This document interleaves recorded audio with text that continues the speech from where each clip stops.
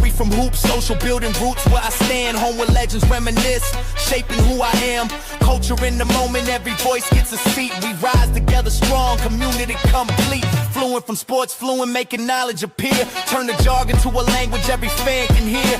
Break it down simple, then I lace it with finesse. Wisdom flowing smooth, that's the art of success. Chris from All-American Hooper, I give it 100, no doubt. Teacher on the grind, showing what it's all about. From the classroom lessons to the sweat that I show.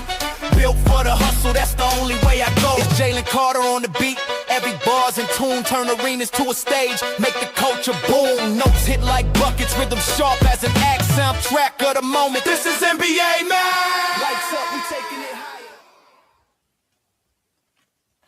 So what part of... Oh, so first of all, it was 3-2, and then they point. They don't say the one. That's true. Yeah, I've seen that before. I learned on set, Where in Maine? Central Maine. I live in Dover, so I'm like right in the middle of Maine. Oh, right in the middle. Oh, okay. Because I was going to say, I actually probably spend more time than I should in Fredericton, New Brunswick, which, as you know, New Brunswick borders Maine. And when I need stuff, let's say for Christmas or whatever, that is only available in the US of A, and I happen to be in Fredericton, I will just shoot across. So Dover is probably, I don't know how far that is. It's probably like 3. How far are you from? I'm 2 hours from Bangor. So how far? 2 hours from Bangor. Okay, so I'm about 45 minutes from Bangor. Okay, so about 2.5, 3 hours. If you drive an hour, I drive an hour, we could grab some lunch. Jalen will pay. For it. It'll be good. I live like half an hour from Fluent, I'm pretty sure. The lobster rolls on me. It's half an hour for me, just so we're clear. You live in Maine, I live in Toronto, but when I'm in Fredericton, I will drive an hour and a half, and you drive an hour and a half, so we can have lunch for Jalen to pay. Jalen lives half an hour for me. We've never... Bro, Fluent is busy with kids. He got dance class with his daughter. He got basketball practice. Fluent don't got time to just be going out. What am I going to tell you? Hey, Fluent, come to the club, 11 o'clock, meet her. No. Kids are sleeping. It's all good. Right? I don't want to get in trouble with the wife. Like, you don't know until you try. Oh, man. You can't see me like... Can't see me like in the club, just like... Not like us. They not like us. They not like us. They not like us. Fluent could be like John Moran at the club. You just never know. Never know. You just never know. So before we hop into hoops, I just wanted to mention something real quick. I was hoping to be in a good mood tonight because... What was that? If this is about ice, this is not the platform for it. No, it is not about ice. No, I was hoping to be in a good mood tonight because I was hoping that both of my other sports teams outside of the Celtics, I was hoping that the Giants were going to sign John Harbaugh. I was hoping that the Mets were going to sign Kyle Tucker. Both of those are still within their own, but I was hoping that'd be done by tonight. But apparently John Harbaugh just left the Giants facility and is going to Baltimore and is planning on meeting with the two other teams. But who knows what that means? The Jays are still in the Kyle Tucker race. The Jays and I think the Dodgers are the third team. Yeah, it'll be interesting to see where he turns out. I don't know if this, I don't know if you guys want to say this may be. I don't want to say the last NBA Max show, but it might take a hiatus for a while. I want to say it to you guys live on here where other people can hear it. Fluent versus Chill versus everyone. I think we got to do it. But I'm going to tell you right now, be prepared. Okay. It is going to be highly produced.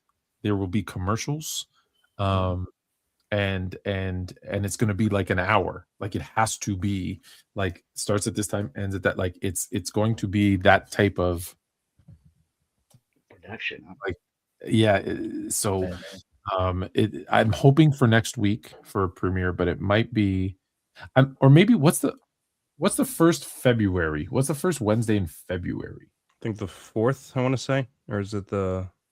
Maybe we do... the 4th. Yeah. The 4th? Mm-hmm. Seems so far away.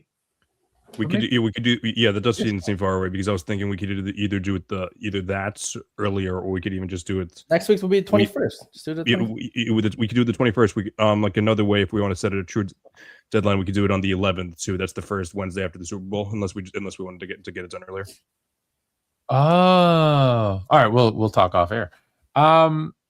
So the first thing I wanted to, sorry. So what you were upset about the Giants did not offer Jim Harbaugh, or he's maybe said no, we don't know.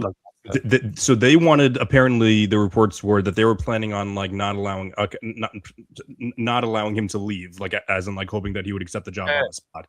Yeah. But I'm thinking that without signing, that is a great strategy. Yeah, of course. So like that's the plan. But however, he's probably thinking like okay, at the very least, I have 2 other interviews with the Titans and the Falcons. Let me listen to them first, because obviously he has a ton of leverage if the Giants are going all in on him. So so like I'm still optimistic because he stayed with them for such a long time that I feel like he enjoyed himself. But but who knows what happens from here on out? Oh, okay.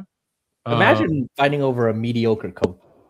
Wanting a mediocre coach. It's not like this guy's a multiple-time champion. Mediocre coach. John Harbaugh, incredibly mediocre.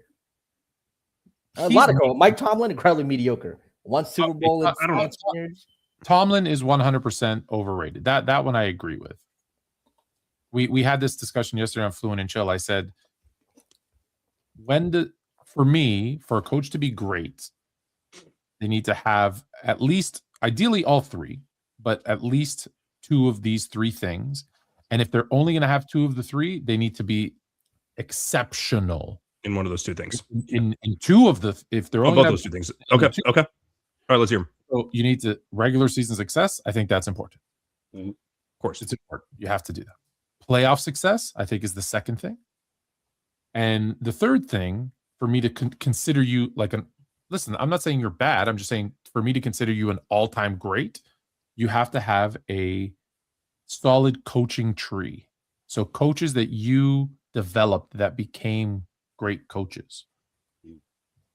Mike Tomlin has regular season success, and that's it. What about Kyle Shanahan? He is 8. Let me finish with Mike Tomlin. Sorry. 8 and 12. He is 8 and 12. He is 8 and 12 in the playoffs, which includes his second year, which they went 3-0 and obviously won a Super Bowl. His third year, where they went back-to-back to the Super Bowl, a 2-1 record. That's 5 of those 8 wins, and only 1 of those 12 losses came in his first 3 seasons. The next, how long has he coached for? 18 years? The next 15 years, he is 3-11, and he's lost his last 7 playoff games. There is so much about his playoff record that is horrible. Now, it's football, it's team sport. It's not all on the coach. I get that.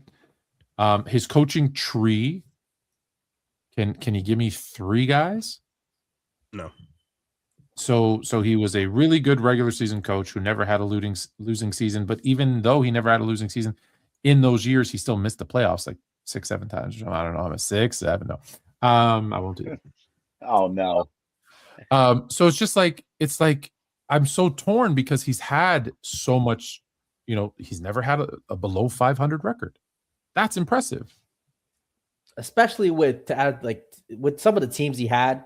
Like that's the roster, right? And that's a key thing for a great coach too, and why I have, let's say, like I put Eric Spoelstra above Phil Jackson, because I think winning when you're not supposed to win, or winning with mediocrity, I think shows a lot in a great coach. When everyone thinks, when you look at the roster, like, wait, that roster doesn't look like a 45-win team in the NBA, or a team that's going to make the playoffs. I think that shows really the difference between a super great coach versus a good coach. I think a lot of coaches can win with great players, but when you can win with mediocre players or a flawed roster, where you can see where coaching makes a difference. Regular season record is fantastic, which makes him a really good coach.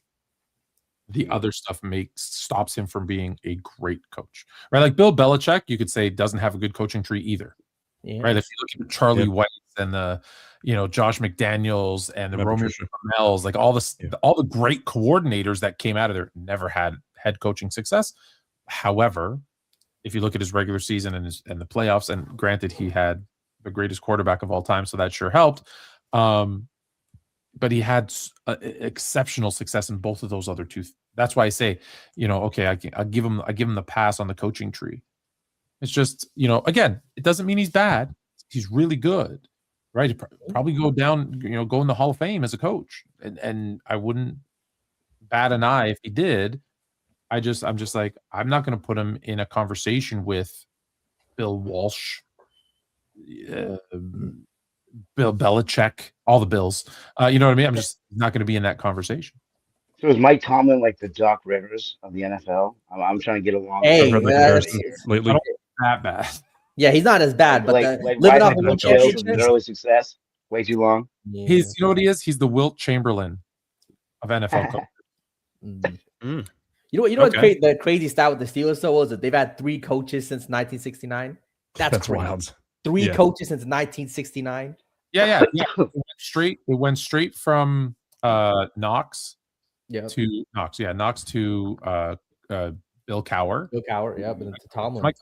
And that's something to be said about that organization. I think the fact that they do that is it's the only team that does it, and it's exceptional. And that consistency means a lot, I think, because you're going in and you kind of got to buy into the system because you're like, I'm not getting this coach fired.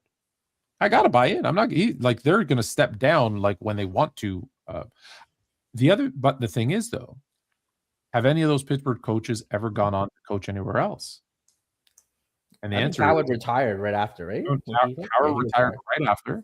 I believe Knox did too. Tomlin might be the only one that may go somewhere else. So it should be interesting. Cincinnati will be calling. Cincinnati, what now? They'll be calling for Mike Tomlin. Mike Tomlin will have a lot of suitors. He's held to high regard by a lot of teams, like the NFL. Cleveland. Okay. I could see Cleveland saying like, we need to have someone like reputable. Because Kevin Stefanski firing in Cleveland, I love how NBA Max has turned into NFL Max. Cleveland, to fire Kevin Stefanski, who's been the only coach who kind of stuck around and had some success. Tough to replace him. Like if you don't bring in someone that has a reputation for winning. If I'm a coach, give me Joe Burrow, Jamar Chase, T. Higgins. I'll figure out the defense. Right? I don't want the Cleveland job. You couldn't pay me enough. As you know, I'm good friends with Hugh Jackson, and he told me what happens behind the scenes with those owners. No chance could you pay me enough to go. Well, that's not true. It totally paid me enough. Let's be honest. I'd take any job for any better money, but you know what? Let's just finish. Any Super Bowl picks? Heading into the playoffs, I had the Bills over the Niners, and both of them advanced. So, I'll stick with that. Okay. Drake May is my boy, and New England Patriots are back in contention. So, got to go with the pass. Hey, I was on the Drake May better than Caleb Williams train when that whole draft situation was happening. I was a lot higher on Drake May. But I'm on the Bills still. I think it's just Josh Allen's here. I mean, no Mahomes, no Lamar. He's gonna do it. No Burrow. Like this is the year where he could. He wins the Bills the championship. That means something. You got Bills over. I don't NFC. Let's go Bills over Bears. Bills over Bears. Excellent. Bills over Bears. This guy wants to have a fight with me one week. Okay. Well, it's funny because you said you had Caleb Williams over Drake May. Drake May over Caleb. Yeah. Yes, and my apologies. You're going to eat your words when Caleb outplays him in the Super Bowl and the Bears over the Pats. You know what? If the Bears make the Super Bowl, you have a Super Bowl party. I'm there, Fluent. You have a Super Bowl party. I'm there. I always have a Super Bowl party. Oh, there it is. Yeah, you better be. You live right down the road. Yeah, I'll bring a case of Heineken or whatever. Yeah, what you guys don't. The problem is we could have 2 feet of snow. So True. Yeah. Please. In Maine, it's like if you don't live 45 minutes from your friends, then you're not even really living. It's 30 minutes. It's 30 minutes like if you like distance, but it's an hour and a half when you actually drive in traffic. Yeah. Oh yeah, that's true. Fair enough. You have to understand, Toronto is an hour away from Toronto. Mm-hmm. It's a very common saying, and because it's true. And we're both pretty outside of core Toronto. Yeah. You're on. I think he's on the east. Keswick. I'm at the end of 404. You're in Keswick? I'm in Keswick now. Yeah, I'm in Keswick. I didn't know you moved. Oh man, come on, fool! Get with the program. There's no Sherlock in Keswick. Yeah, right. We started a new thing over here. No, Keswick's booming these days. Keswick houses are being built. I had no idea you moved. Yeah. Keswick and the 404. No traffic in Keswick. Good Well, people. when we go up to the Rock to do some tubing, I'll call you. Hey, there it is. You know where the Rock is? Yeah, of course. Yeah, there's only one street in Keswick, so everything's on that street. Woodbine. All right. Let's get to some basketball. Yes, go Chris. You seem like you want to dive into your topic first. So yeah, like I didn't. No. Okay, yeah, so I'm curious, and I'm going to rant. So I want to let you guys talk a little bit before I. Okay, rant. yeah, sure. So I'm going to give a shout out to my friend Aaron Schroeder, aka Possible Chairs. He's been on both mine and Ori's show. He was also on. Also on Hoopstorians with definitely Tony. I'm pretty sure just Lou and I were on there when that one massive panel. So he tweeted out a list of his top 10 shooting guard peaks of the 21st century. And a notable person wasn't there. That's Manu Ginobili, not a top 10 shooting guard of the past 25 years, apparently. And that's got a ton of that got a ton of slander for sure. And he's Mars went pretty hard after, not hard, but Mars strongly disagreed with him. Ton of comments, but do you guys want to guess some of the players ahead of him, or do you want me just to read them off? I mean, so 21st century means starting 2000. Correct. Okay, so let's go. Dwayne Wade. Yes. Kobe. Number 3. Kobe number 1. James Ray Harden. Allen. Ray Allen number 10. James Harden number 2. So that's 4 of them. I think Vince Carter needs to be there. But that's Vince Carter number 9. Tracy McGrady. Tracy McGrady number 4. Reggie Miller's there? No, I guess Reggie Miller's not the 21st century. Yeah. Is Paul Pierce shooting guard or small forward? He's small forward. Paul George. He's small forward too, I thought. Yeah. Small forward. Well, he's actually a shooting guard when he was good in Indiana, but people forget that. So let's see who you guys are missing.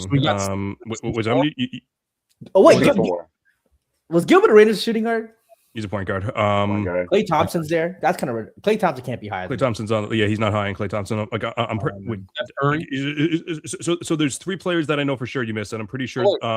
Rosen. No. Just peak. Wait. So hang on. So you guys said Kobe. You said Harden. You said Wade. You said Allen. You said Carter. You said one other one. I feel like.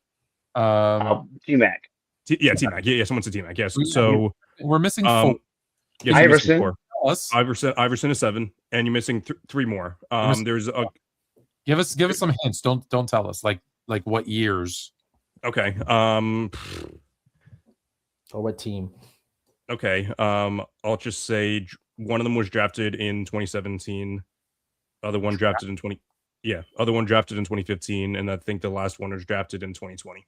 Devin Booker? Whatever. Devin Booker. Donovan Mitchell. Not Bradley Beal. Yeah. Okay. So we're missing one. Yes. Yeah. Which year? Which one are we missing? Which year was he? 2020. So the most recent one. So drafted the shooting guard. There's so few shooting guards nowadays. Like Anthony Edwards. Anthony Edwards. So so more specifically, so Iverson 5, Ant 6, D-Mitch 7, Devin Booker 8. So his argument is that pretty much all the guys in the top 10 were like number 1, except for maybe Vince, I guess. Unless I'm losing track, but like were number 1 options on like teams that like either led their team to the conference finals or in Donovan Mitchell's case, leading his team to like 64 to be like a 64 win pace. But everyone else is Carter and Tracy McGrady. Right. Tracy McGrady never made it out of the first round. T-Mac, that's right. Yeah, duh. That's. But this is a peak conversation though. Like Vince's peak league is so much better. Again, what Gilbert Arenas said is so true. He was the best when he wanted to be. So I don't know how you value that peak.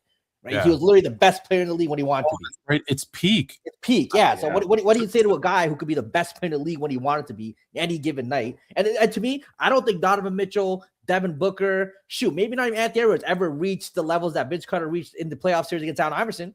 That back and forth was insane. Like he was playing at a super elite level there. Well, that's the thing. So what's the argument? Because when you reminded me it's peak, which one is Manu Ginobili's peak? Better than, I guess you can make the argument for Ray Allen is 10, and no, there is no argument for Manu being over Ray Allen in my opinion. Like I don't think there's a single argument. Yeah. And the most was Ray Allen's best days in the 90s though? No, it was 2000s. Early 2000s. He had business. Yeah, early 2000s. Okay, yeah. Well, he put the years next to them, and like he said, 2000, 2002. So, okay. And I guess like the next worst guys would be the current ones. So I guess in my opinion, I guess either Devin Booker or again, I think Ant's the best out of the three. So I guess either Booker or Mitchell. If you want to say that, like Manu is the best playmaker out of all those guys on the list. Except Harden. Yeah, except for Harden. Harden one. Harden's a weird one too because he's really a point guard too, right? Yeah, exactly. Yeah. So it's tough for sure. Chill said to me yesterday, he's like, I'm done accepting these guys' roles. He says, I'm taking Steph Curry, James Harden, Allen Iverson, Jerry West. He goes, they're sitting at a different table because you can't compare them to Magic, Stockton, Chris Paul, those type of point guards, and you can't compare them to Jordan, Kobe, those types of shooting guards. They play so different.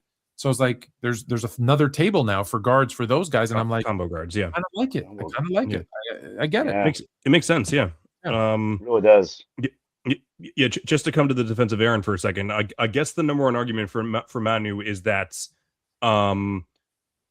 all these guys they can be number one on like competitive teams, but outside of Harden and Kobe, like only one of them showed that outside of Kobe and Wade, none of them showed they could be number one on championship teams.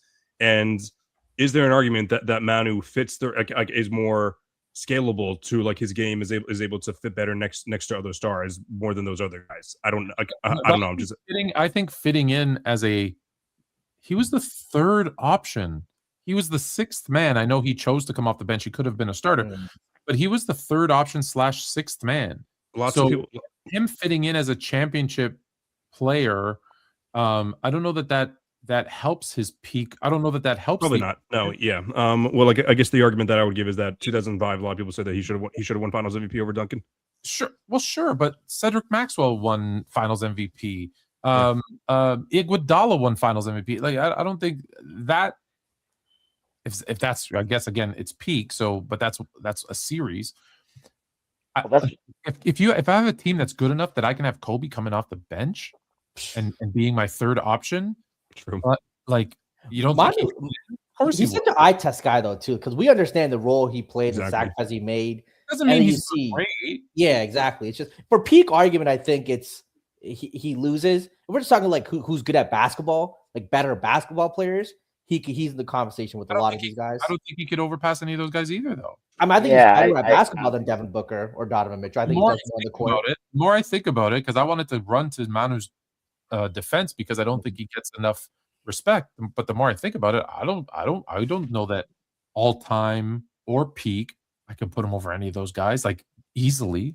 There's a conversation with some of them. There's a conversation. I don't think I can just easily say, oh, he's better than. The Argentina gold medal is huge. Him leading that team, yes. that is big. That's big. That's not NBA pick. Like, it's just not NBA here. No, just think about it. For that gold medal, they made up an award and gave him an Olympic MVP. Hey, that was the first time it was ever awarded. I hear you, but leading Argentina to gold, you've only made up that award 3 times. One for Manu to give him his flowers because he wasn't getting it. Once for KD because they want to try and make him into a superstar that he's not. And the third time for LeBron because they all knew his legacy is slipping and they needed to do something. KD's still not a superstar. Crazy. He's not a superstar.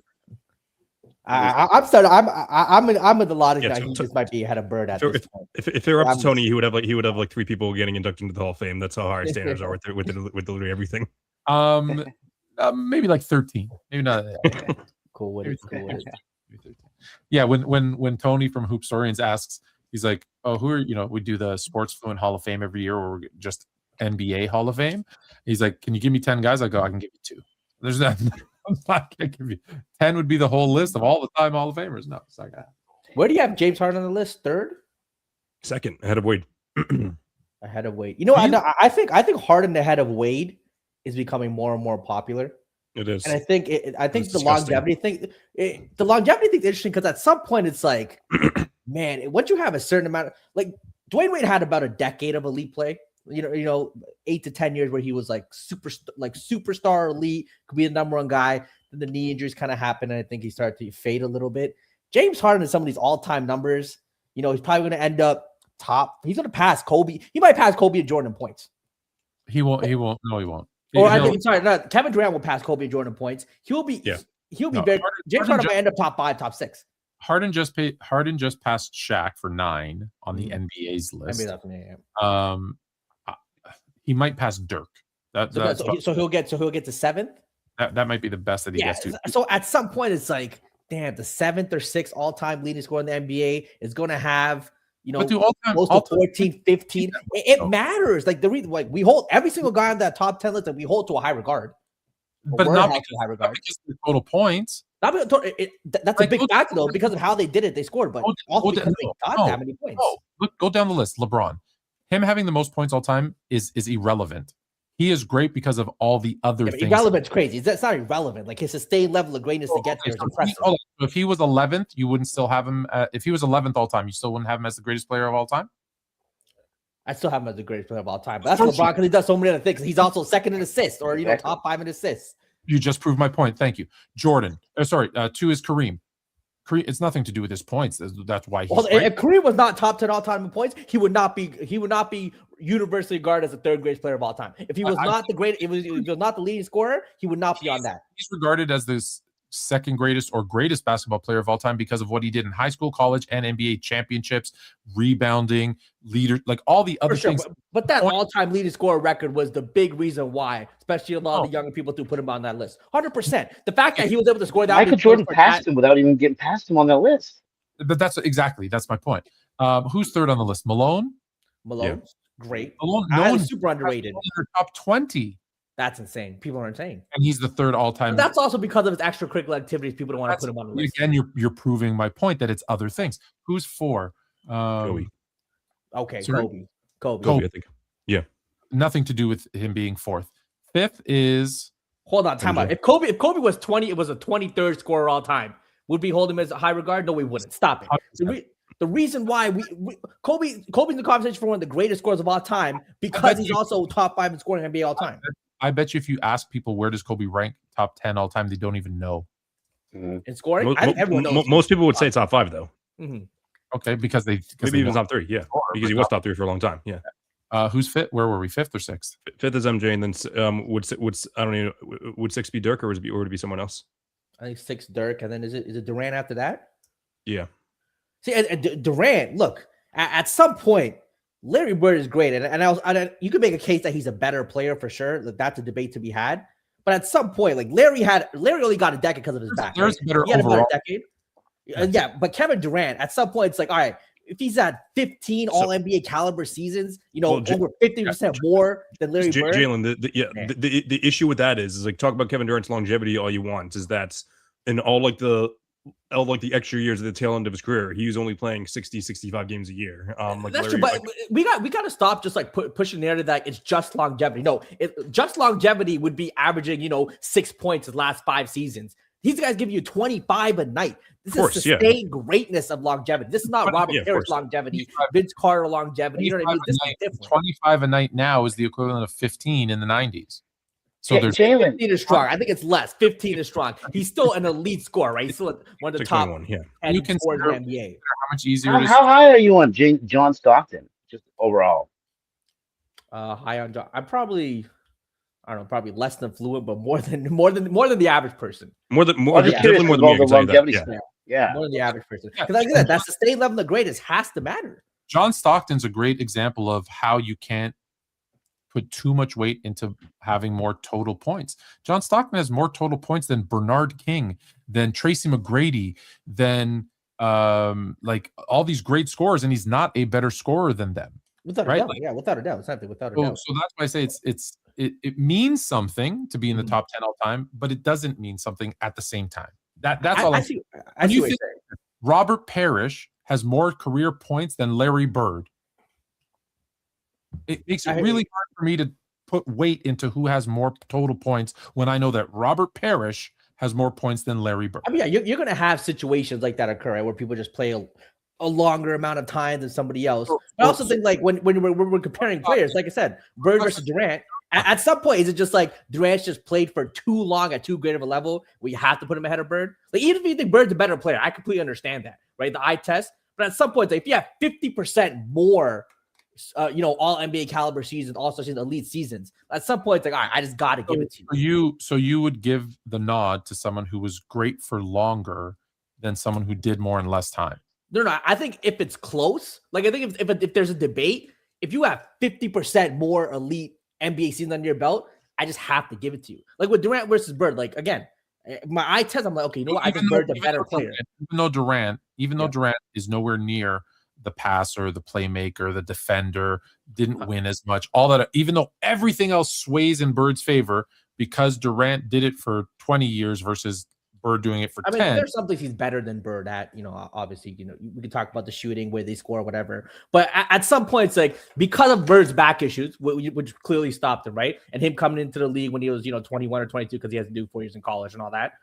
At some point, it's like, all right, when a guy does 15, 16, 17, super elite seasons over a guy that does 10, it's like, damn, even if I think you're better in those 10, those extra 5, 6, 7 seasons that elite play, where that becomes a problem is when you have a guy like James Harden. Again, and I think I have to put him over Wade now too. I got to keep the same logic. He's got to be over Wade. That's insane. I got love for Wade, but a guy who cannot do what it takes to win, who does very few things other than score, you're going to put him over a guy who's proven to be able to lead a team to a championship, be the second guy on a championship team, can score, can defend, the best shot blocking guard in the history of basketball. Like, he does so many things better than Harden, but because Harden stayed as a scorer for longer, we're going to put him as a better player. I think that's crazy. Again, not just a scorer though, an elite playmaker, right? Again, when you're an all-time list as in assists and in points, that means something.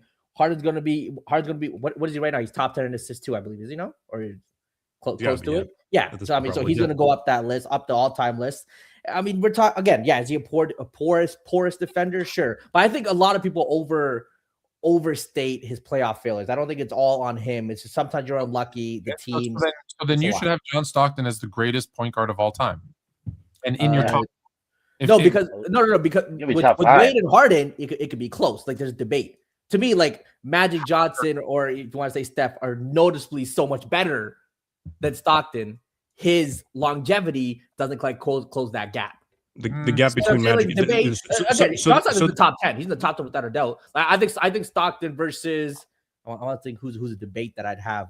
Jason Kidd. Stockton versus Jason Kidd, I think is a very fair debate. I'll probably edge Jason Kidd, but if you say John Stockton, I'm not mad at it. Well, then that goes against everything you just said about longevity and numbers. No, but Jason Kidd has longevity too.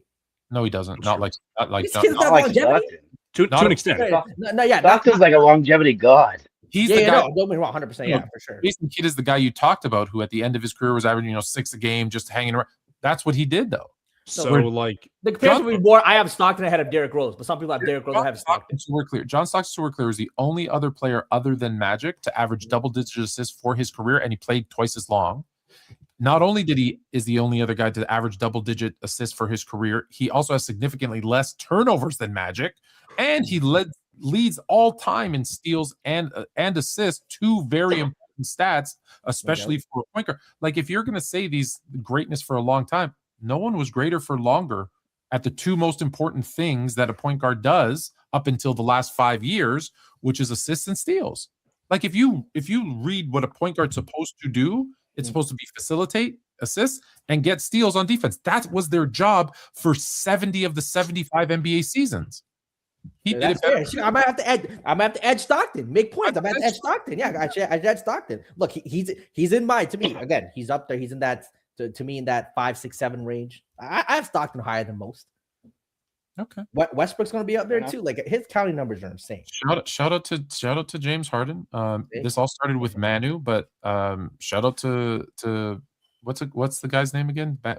Ladders bench. What's possible chairs? Impossible chairs or possible chairs? Possible. Well, do you know? Did he ever tell you what that means? I never asked him, honestly. So yeah, maybe that'll be the first thing I ask him next time I'm on my show. We'll see. The first thing anyone ever asked me is, "What do you mean? What does sports fluent mean?" And this guy has the name Possible Chairs, and no one ever asked what's possible chairs. Yeah, sure enough. I mean, no one's ever asked me. No one's ever. Isn't McGrady a small forward? Tracy McGrady. I feel like most of his all NBA is a small forward. He's a shooting guard. He's a shooting guard. I thought most of his all NBA stuff was a small forward position, but maybe.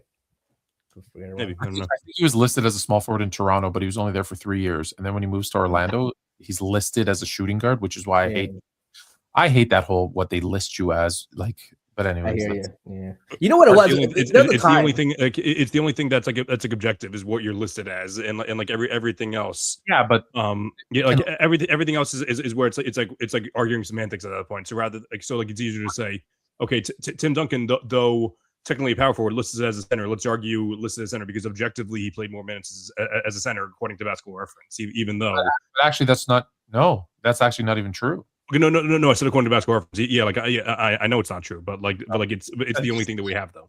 Even the years he's listed as center, if you look at the starting lineups, he's always next to Tiago Splitter, who's a center, Rashid Robinson, a center, Umberto, who was like he always had an actual center next to him after David Robinson left. But anyways, that's again an argument for another day. But I mean, like just because I list Andre Drummond as a point guard, like I can watch him, I know he's a center.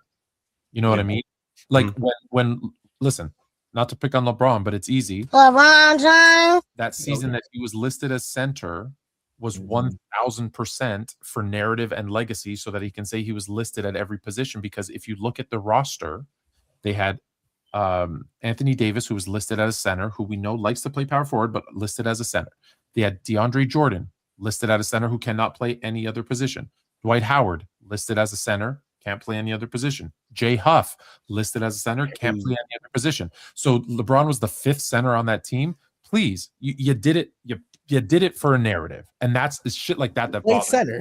I hear what you're saying. Though. Play center. Yeah. Oh, like the 23 badge that's people are talking about right now. You seen all that?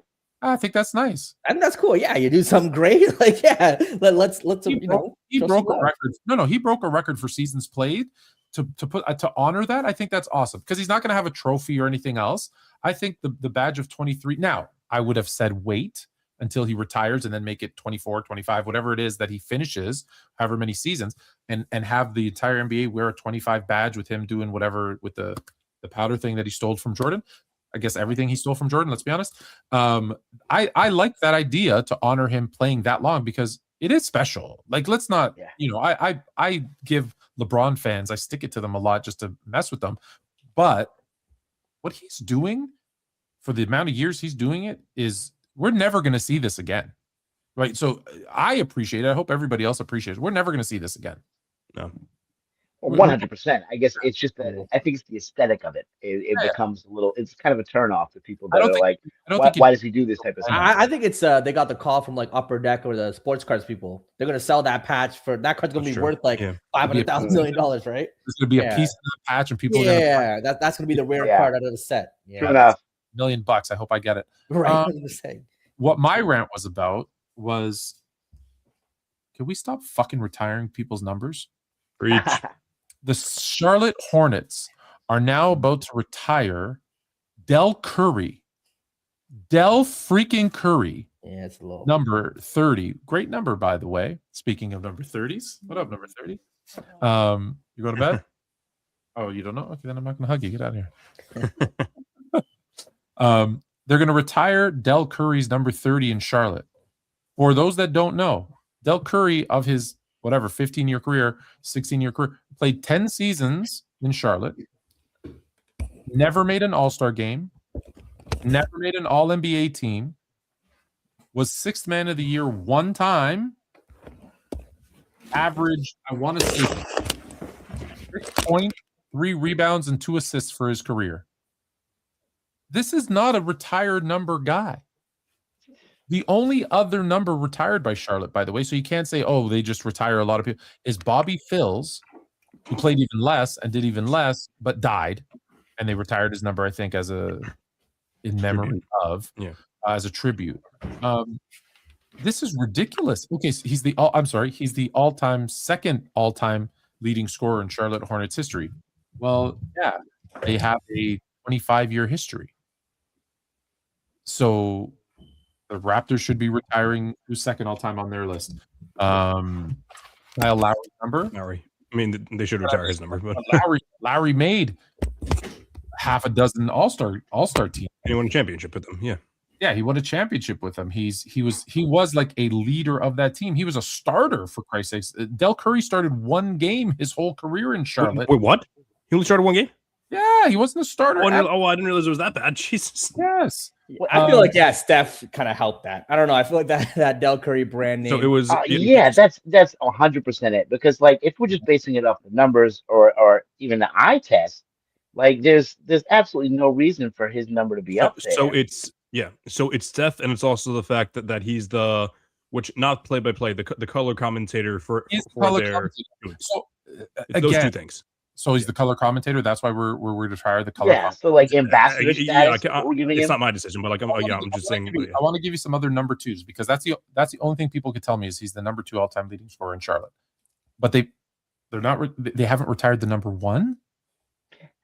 The number 1, the guy who has the most points all time for Charlotte, they didn't retire his number, so who cares that he's number 2?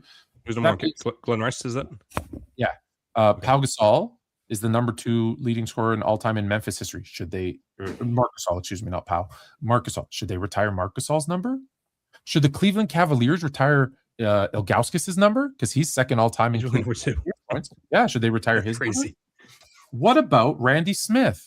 Does anybody know who Randy Smith is? We got to stop. I'm with you here, Fluent. Do you know who Randy Smith is? Hold on. Does anyone know who Randy Smith is? Is this Indiana or no? Randy Moss. Randy Smith is the all-time leading scorer in Buffalo Braves / Clippers history. I guess we should retire his because he's the all-time leading scorer for Clippers / Braves. So it's like we're just retiring numbers just to do it. Too many team. Let's retire like a nice guy who's a good guy, was loyal to the team. But I have already given you the solution. Ring of Honor. Yeah. Honor them. Hall of Fame. Doesn't Phoenix do that or Orlando? The Dallas Cowboys do it in football that I know. I think the Suns do it. I think the Suns do it. Yeah, Patriots the New York Mets do it. Yeah. I think that does two things. It honors the person. You can tell the story, right? Can't tell the story of this franchise without him here to honor. We're putting him up in the Ring of Fame. But guess what? If Steph Curry wants to go to Charlotte, he can wear number 30. Yeah, no, I hear you. So, how many players in Charlotte Hornet history would you put above Del Curry before you even put him on that list? Like, I feel like there's like a handful of guys that have way better arguments. Kemba, Larry Johnson. Yeah, like nobody on that team franchise deserves to take the number jersey. I will put Kendall Gill ahead of Del Curry. Yeah, no, for real though. That's not even like a stretch. It's. I mean, like I feel like this is they don't have enough. The problem is they haven't been around long enough, and there was that gap in the middle. And I don't know if you want to count the Bobcat stuff, but they want to do it just to do it. And maybe you're right. Maybe it's because he is their play-by-play guy. Maybe that's it. But again, you can honor him in other ways. I think retiring the number to basically say he's so important to us that no one should ever wear his number again. I hold again. Maybe it's like the Hall of Fame. Maybe my bar is set too high. I think that's nuts. I hear you. It's like when Nick Collis's number got retired by the Thunder. That's Cosm by the Heat. I hear Tony Allen by the Memphis Grizzlies. Yeah, these are great role players. Good guys. Probably great locker room guys. The Celtics also have 24 numbers retired, which I know they're an extremely gifted franchise, but that's still way too many, and it's going to be 26 after Tatum and Brown retire. So because you're gonna set the level of if this guy got his number retired. Then. And there's a campaign to get Ray Allen's number retired there, so he can join. It's going to get to a point where people don't even have numbers anymore. It's going to be like letters, triple digits. Emojis. No, you know what they're going to do? They're going to be forced to unretire them. Yes. Do the Ring of Fame and which is good. Maybe that's what they need. Maybe what's the reason for not triple digits though? Like why is it like a jersey companies or leagues don't want triple? No, it's just because when the ref comes up to the bench, he says number 1 fouls on 15, gotcha. fouls on 6. Like so, it's so they can just do 125, 125. I mean, Yeah, they could. 100 years from now, I could, or whenever it happens. I feel like listen. When you have a roster of 15 people, there's no reason to need triple digits. True. I guess NFL makes more sense. So Fluent. I was just busting your chops about being too strict with certain things about like rewarding players and everything. Here's my dad's take about like honoring players when they come back. He thinks that if a player leaves in free agency, no matter how great they were, if they leave in free agency, they shouldn't get a tribute video when they come back. So well, I would yes, no. I'm with him and against him. So I'm with him. Yeah. Because if you know we wanted you back and we made you an offer and you left for less money, because especially in the NBA, you're leaving for less money, you're leaving money on the table. I can see that. If it was like I know they traded him, but let's just assume Damian Lillard gave everything he could to Portland. He's a free agent. Portland says, hey, we're going to start fresh. We'd love to have you back, but we know that you deserve to be on a contender. We give you the okay to go sign wherever you want. Yeah. Be blessed. Then I think, sure, no problem. I think it depends how you leave, right? Like, because even players that got traded, it depends on how they leave. I'm with them. Like a Kyrie Irving, as great as that shot was, and as cool as that championship is, the way that he left the team was very childish. If I were the other team, he'll get his jersey retired. He shouldn't though. That's the other thing. He forced himself out. I don't want to retire. I hear you, but winning a championship in Cleveland is different. Right, it is 100%. Like Cleveland, the way when I was growing up, like you talked about Cleveland sports as the bottom of the bottom barrel, right? Literally, no one cared, and then I guess still do. But when LeBron came to the sense of fandom and their sense of hope, whatever.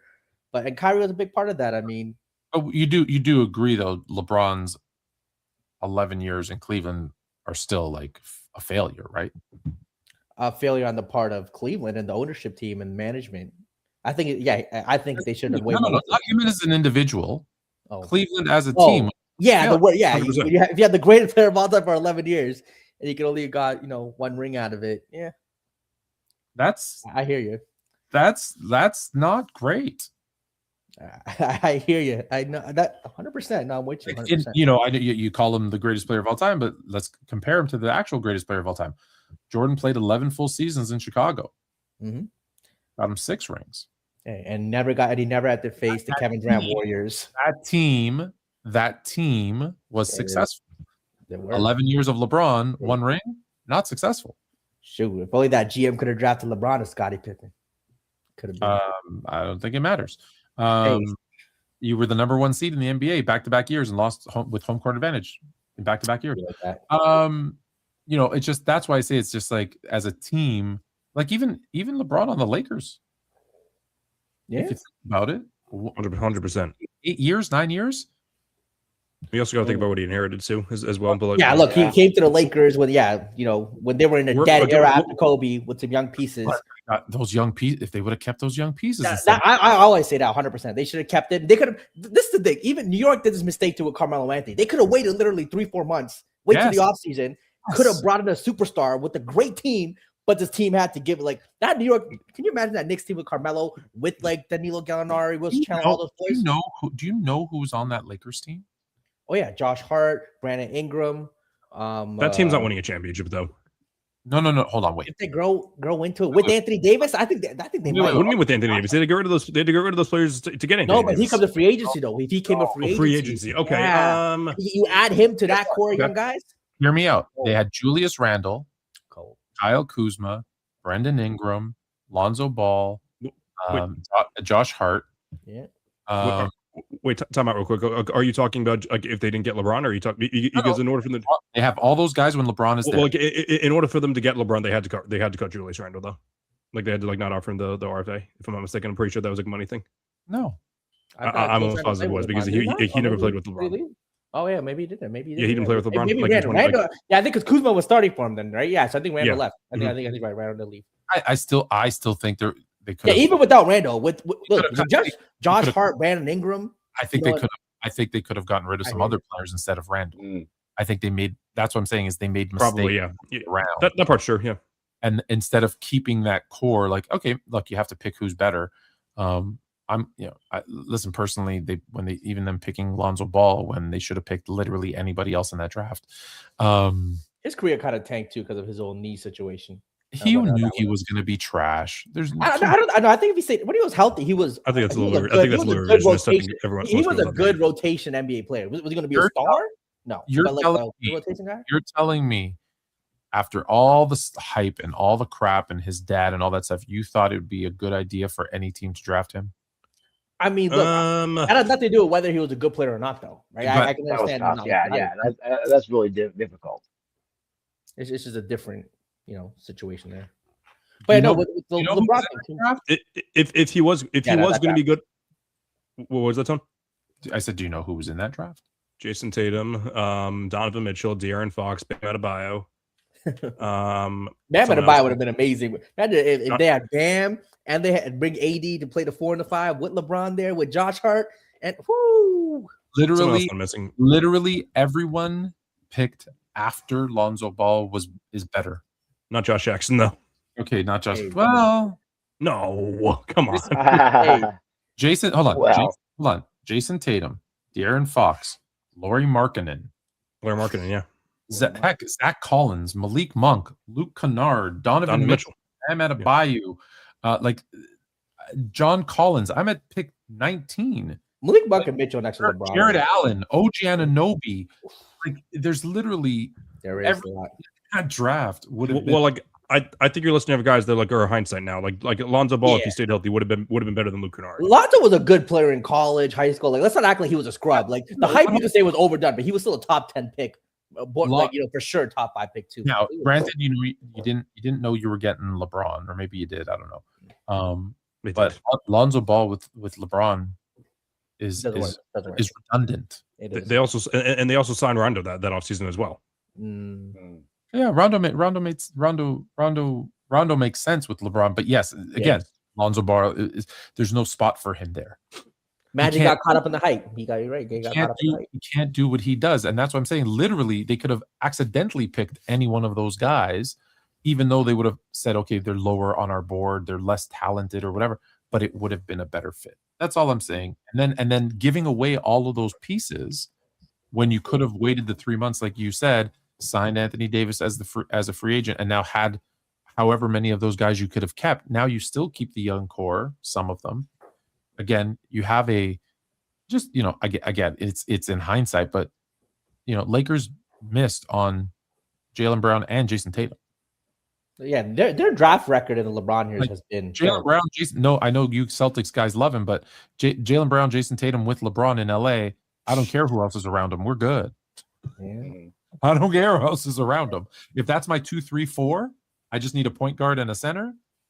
I'm good. So here's the thing, and I'm asking questions here because you know how much I'll defend my guys as much as possible. How good would they have been next to LeBron? I know LeBron makes his team better, but I question the fit, and I also question development because Luke Walton wouldn't have developed them as good as Brad Stevens did. Yeah, that's for sure. That's fair. That's fair. Brad, I'm a big Brad Stevens guy, so. And that's one of the biggest knocks against LeBron is that if you look for whatever reason, that this is actually a difference between the Jordan and LeBron when we have this conversation. Is Jordan was expected, like everyone says, oh, it's too bad they never put a Pippen next to LeBron or whatever. Well, Jordan was expected to have Horace Grant and Scottie Pippen both coming off the bench for year one as rookies and then starters. So to start with these young guys and grow in a system that took the ball out of his hands and reduced all of his stats. And some of us applaud it. Others say, oh, he got lucky. But when you look at LeBron didn't allow that to happen. Whether it was by organization's choice or his voice, we don't know. But it was never, hey, this is your rookie class. Grow with them for 5 years, see how it goes. I think LeBron was too good at elevating mediocre talent. They never were able to get a good draft pick. And it's one of those things where his rookie year he was playing with was Ricky Davis on that team, who was I guess younger at that point. Ricky Davis played for half the season, and when he pushed back on LeBron, he made them trade him. Rightfully so. Carlos Boozer. I mean, it's Ricky Davis. Carlos Boozer was a phenomenal player at that time. Good player. And he had an all-star center in Ilgauskas. And Ilgauskas again. But no, I'm talking about young guy. I'm talking about the young piece that he would have grown with. Ilgauskas was kind of a vet. He was a vet. He was young. He was young back then. And everyone will say because he doesn't fit in today's NBA that he was trash. But no, he was. He wasn't trash. Yeah, 100%. He was not trash. Ilgauskas was a good player. No, that was the center that he needed in that time. So no, he had a lot of good. And in fact, you also knock his coach. His coach had Paul Silas had 20 years of coaching experience. He knew what he was doing. And then Mike Brown, as much as you want to poop on Mike Brown came from learning under Popovich. Like that was a very, very good, like solid assistant coach hire with tons of experience. He was given everything. And again, I don't know whose fault it is, but they had draft picks. They were trading them away to get some guys. They missed the playoffs the first 2 seasons. They had high draft picks. They traded them away to bring in these vets because, again, I don't know for whatever reason. Again, either the organization or him. But even when they get Kevin Love, I still think Andrew Wiggins, the draft pick, would have been better to grow with, but he didn't want that. He wanted out. I will say, I think Andrew Wiggins could have been a Scottie Pippen-esque type guy. I initially, when I thought he came in next to him, long wing, going to play defense, can score the ball, do it all. And let's be honest. What was the one thing about Wiggins? He never bulked up. Well, I think next to LeBron, if they're hitting the gym together, he put him on that same nutrition plan that LeBron is on. He would have. Yeah, but I do think that trade everyone makes just because Kevin Love coming off a 26-10 season. He was still young. He was still only 26 at the time, right? Or 27. Whatever. He was still relatively Was he young first guy. team All-NBA that year in 2014? He might have been. No, Sure. You know why you don't make that trade though? Because you know exactly what's going to happen. Kevin Love's going to be Chris Bosh. You just saw it happen in Miami. Yeah. And you have Kyrie who's going to play. You have Kyrie who's going to play the Dwayne Wade role. LeBron is still LeBron. Kevin Love becomes Chris Bosh. I think that trio was great. Though. I think Kevin Love he has to get sacrificed. Whereas Wiggins, now young, there's no expectations. He can go out, play defense, be a playmaker, do all those things, and be elevated as the years go by. That's a better. And then when Kyrie does leave, or maybe Kyrie stays because he would have stayed, I think, because he's the big brother now to Andrew Wiggins versus the little brother to LeBron and Love. Maybe Kyrie stays, and now the three of them do grow together. Or if Kyrie still does leave, the Cavs were. People forget the Cavs were on there. Where there were people say like, okay, and I know this argument for when I used to defend Kyrie all those years when, or the 2 years that he was with the Celtics. The Cavs were on their way up. They were winning. Like when LeBron left, they were awful. When they drafted Kyrie, he was injured the first year, but every year he was healthy, they were on the way up. And then if LeBron didn't resign and they just ended up playing rolling the dice with Wiggins, I think they would have made the playoffs that year and eventually like one out. Look, I think Kyrie developed amazing next to LeBron. Kyrie reached his peak next to LeBron. He did no one's saying that he didn't. Yeah. But we're talking about strictly from the lens of the Cavs. Like obviously they don't win the championship, probably not.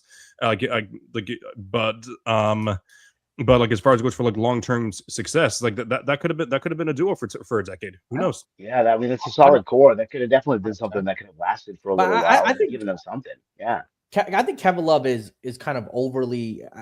One, I don't think he did not get worse next to LeBron. I thought he was actually better in Cleveland. His counting stats, obviously, he was not better in Cleveland. But he was. Hold on, just because he had all the usage in the world in Minnesota, putting up a lot of empty stats on a 20-win team. I mean, what are we doing here? Kevin Love was making big shots. Offensively, he was actually better. He became a better shooter in Cleveland. He was scoring from all three parts of the court. Kevin Love was better in Cleveland. He just played a different role. And again, I think they would have won more championships if a few things went the right way. That first year when he got hurt and Kyrie got hurt, they would have won back-to-back then. And then if Katie didn't show up, like it's a whole lot of factors that I think really kind of held back that capture where they could have won more. Again, the injury luck factor, and then with Golden State doing what they did, they just kind of ran into a So Kevin Love in 2014 shot let's see so 37% from the fields. He had 3 seasons that were better than that. So one of them being 2011 in Minnesota, the other ones being one of them being 2018 in Cleveland, the other one being 2022 in Cleveland. So technically only one of those seasons he got better next to LeBron, but that wasn't until 4 years after he signed. Like I don't know what other stats to use besides three-pointing, but I don't know what world he was better with LeBron. You think he was better in Minnesota than he was? Let's say that 4-year run where it was making finals everywhere. That's insane.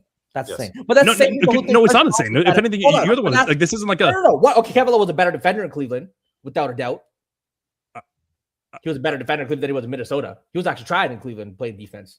I don't know if that's the case. I'm not saying you're wrong in that sense. I've noted, but you guys are just seeing the 26 and 12. Like Kevin Love in Minnesota was a beast in that regard, but he was not better at basketball than when he was with Cleveland. He'll tell you that. He'll tell you his basketball IQ got better, his passing and playmaking got better. Just like Chris Bosh. People are going to look at the 24-12 with the Raptors. You know, when it gets to the Heat, it's 18 you're to 10. gonna say- But the defense with the Heat, Chris Bosh was a better basketball player in Miami than when it was in Toronto. Wow, and LeBron could still only go 2-2 in the finals. That's sad. Okay, so is the next big rivalry? Is the next big rivalry? Last topic. Do the Thunder? No. Do the Spurs need to win a championship for the Spurs Thunder to be a rivalry, or is this already the next great NBA rivalry? Not this season, but I'd say within the I would say within the next 1 to 3 seasons, they have to win a championship in order to be considered a rivalry, in my opinion. Do they have to play? How about this one? Do they have to play in the playoffs, or is a regular season rivalry enough? Ooh. It all helps. Like, playing in the playoffs helps. Yeah. Having a championship helps. Playing in a game 7 helps. Like, having these big moments where big guys like Wemby and SJ can do their thing. But in terms of rivalry, it's interesting because Wemby doesn't care. Like, he's one of those guys where he'll never sell a rivalry personally. I think he cares, but he'll never openly say it. You know what I mean? Like, he'll always say. I think he's openly said he hates Chet. Yeah, he likes to beat Chet real bad. Yeah, I think with Chet, he gives him he doesn't care for him, but I don't think he openly says it. Has he? I mean, I might have missed it, but you could definitely tell, but he doesn't say it. Okay. Yeah, but I mean, I think it'll be a great rivalry again. I mean, but I don't think it's going to be Chet versus Wemby. Like, Wemby's at a different level. No. But I think that's kind of the solid foundation with the big guys. And honestly, if the Spurs knocked out the Thunder this season in the playoffs, I think it's a rivalry. I think that's what you need to fix it. What if the Spurs never win a championship and they never play in the finals? Then it's not a rivalry. It's not a rivalry. Yeah. But it's tricky because what about the Chicago Bulls and the New York Knicks? How they used to play each other, and the Bulls used to beat them all the time. That was a rivalry still. Played in the playoffs. That's why it was a rivalry. You said they never met in the playoffs at all. Yeah. Okay. No. Sorry. You need some of that. Because he's like another good example where you would be the Heat and the Pacers in the early 2010s as well. Like that was a mini rivalry. Yep. That's fair. I think that the Chet versus Wemby thing is interesting just because of obviously their body types being kind of similar. But I really think that I feel like San Antonio is gonna have a chance to pass Oklahoma City in the next 2 or 3 years. And I think that's what may force it into a bigger rivalry is the fact that I think San Antonio has a higher trajectory. I think OKC won't be able to afford all their players because right now they're young and cheap. And OKC by historically doesn't pay their guys, doesn't have the money, they're a smaller market, blah blah blah, all the excuses. But that's where I think it might be a problem is that the Spurs have a higher ceiling than the Thunder do because the Thunder are built on kind of this deep roster.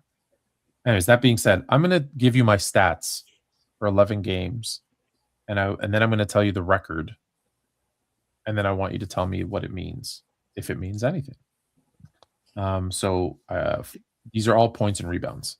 45 and 27, 59 and 17, 61 and 22, 53 and 24, 41 and 23, 37 and 37, 53 points, 34 rebounds, 59 and 24, 51 and 18, 39 and 16, 29 and 21. Is that an impressive 11-game stretch? Yeah. Yeah, I was gonna say it's the only one that I could think of on this, but I feel like you might be tricking us here. My record was 0-11. Jeez. Okay. That's definitely Will Chamberlain then. My stat. I mean, when you're going up against a team with 8 Hall of Famers, I'm sure that 0-11 was against the Celtics or whatever. Oh, come on, man! False narratives. I don't know. I mean, I just think that team. Frank Ramsey's definitely Hall of Famer. Wait. That was from November 17th until December 9th. These were all regular season. Oh, regular season games. I mean, hey, who was he playing next to? Paul Arizon. No. I mean, I gotta watch the film. I couldn't tell you. I gotta watch the film in context. Bring up the film. That's what happens when you are a loser. So you're saying those stats and an 0-11 could possibly mean something? I mean, those are super impressive stats, and obviously all for 11 is possible. But which why I want to see the film. Like, watching the film on these Wilt Chamberlain games would be interesting to see. There is no film. There is no film. That's the problem. So like, we'll never really know. I mean, that's like Tony, how many of those games actually happened? Yeah. How many of those games actually happened? All the games happened. How many of those stats are real? I don't know. Yeah, who's the scorekeeper for these games? All of the games happened. I don't know how many. They try to doctor the stats, but they lose so bad that they can't do anything. It's the thing with the stats in those days that you got to remember is you got one guy in a smoky arena, because that's the other thing, who's probably smoking himself, right? Sitting there with a pencil and a pad trying to keep track of 300 points because they were averaging like 150 points per team, trying to keep all of those stats themselves, one person for both teams. You can't even see the other side of the court if you know where they sit. Have you ever sat at the scorer's table of an NBA game? No. Everyone thinks it's a great seat. It's horrible because it's literally press row. Sometimes you're in the first row, sometimes you're in the second. There's right. A lot of times there's cameras there, there's mics, right? Because you got all the play-by-play people next to you too. So you're 2 rows back. Now imagine it's not this nicely beautiful lit arenas. Okay. Again, everybody's smoking, including you, smoking your eyes. Right. And you're trying to watch. Scotches deep. Yeah, right. There's 10 guys on the court, their backs to you, and you're trying to see who tipped that pass for the steal, who made the pass for the score, who tipped it in when there's 6 hands going like this up for the rebound and tipping it in. Because don't forget, it's not like today wide open shooting threes or like, oh, that person scored a 3. Awesome. You think they were accurate? You think it was even possible to, again, not purposely, you think it was even possible to be accurate? So do you think there's a good percentage of Wilt's stats, besides obviously the 100 game, that are artificially inflated? Not artificially. I think there's a good number of stats for everybody in those days that are just not accurate because of circumstance. Because how could they be? This is what I challenge everybody, and I know this is the hardest part is to go sit on the floor, or heck, go sit in any seat. Yeah. And with a piece of paper and a pencil, track every player's. You can have all the players' names listed. Track all of their points, rebounds, and assists. That's it. Just those 3 stats. Even though, don't forget, they were tracking. Some of them were tracking steals, blocks. Blocks was later, but steals. So it's funny you say, and it's funny you say that because one day, so this is my sophomore year in high school when I was on JV. I went to one of the varsity games, and like there were like it's like all the stat girls and like that are keeping track. They had like 5 girls that, and each of them had like 2 different categories. Like, okay, you do the points and the rebounds, you do assists and turnovers, you do and like my coach loved taking charges. So you do charges and something else. So so I can't imagine just one person doing literally every single thing. And then the last thing I'm going to leave you on, in the playoffs, Jordan's highest scoring playoff average in playoffs. Do you know what it is? What his playoff average is, points per game? 41 for a season. I mean, for a series, career. 33.4. 33. Do you know what Wilt's is? 29. 22.5. I guess, yes. Dude was a playoff choker. Or was he getting like triple team in the playoffs? I mean, you don't know. I want to see the film. I guess I need to see the film. Look at his finals numbers. I think his finals numbers, he averages like 19. He stinks. Again, this is a lot of box score. This is crazy. All I'm saying is Wilt Chamberlain is a fraud. Oh, Canada. Put on a suit, drink water, don't drink and drive. Hey, man, call your mother. It means nothing. It means nothing. No, they lying to you. It's about the money. Now you're more fluent.